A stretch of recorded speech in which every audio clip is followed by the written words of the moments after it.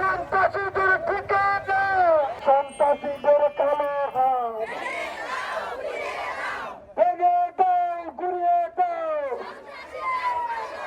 তারা মাওলানা হুমায়ুন কবির মহোদয়কে সংক্ষিপ্ত বক্তব্য শেষ করার বক্তব্যের জন্য বিনীত অনুরোধ